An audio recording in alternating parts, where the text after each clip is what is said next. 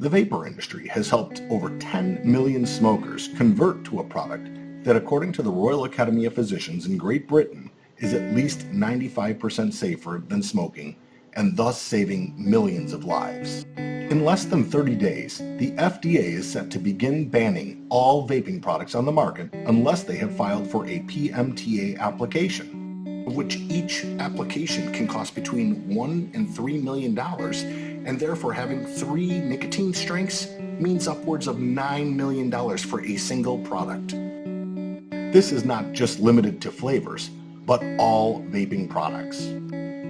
Based on studies conducted by John Dunham & Associates, one of the most respected and largest third-party independent firms in the U.S., has determined that nearly 90% of companies would shutter their doors if just flavors alone were removed.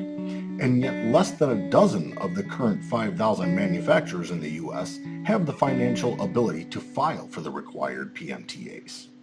Ironically, out of that dozen, 3 that will file are existing big tobacco companies.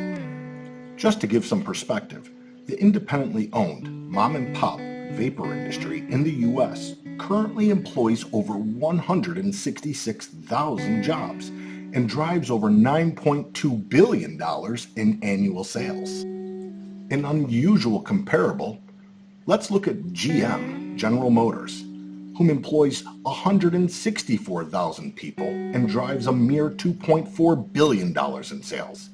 Can you imagine what would happen to the U.S. economy if we shut down GM based on a lie that their mufflers were killing kids? Sounds ridiculous, doesn't it?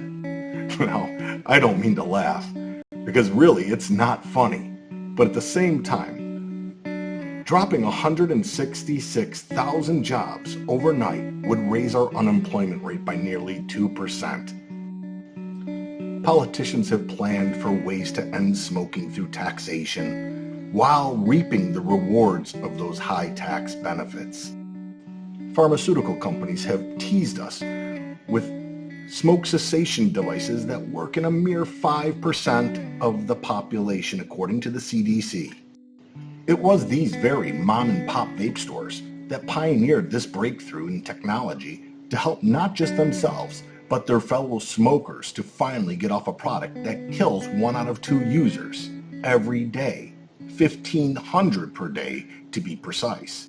And while we have the data from the Royal Academy of Physicians, we also have studies out of the New England Journal of Medicine that shows vaping is at a minimum twice as effective as the patches and the like.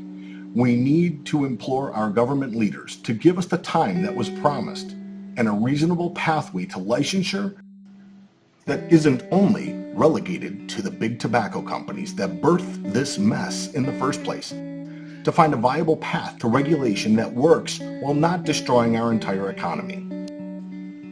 Please think about it. At a time our economy is on the ropes with the stock market up and down every day due to the coronavirus, do we really want to destroy our economy overnight? That's what this will do. For more information, please visit our site and join us to prevent this imminent devastation to our industry. This message was brought to you by Coalition for Life-Changing Technologies PAC. To learn more, visit us on the web at www.vaporpac.org. And if you'd like to see the truth prevail, please join us today.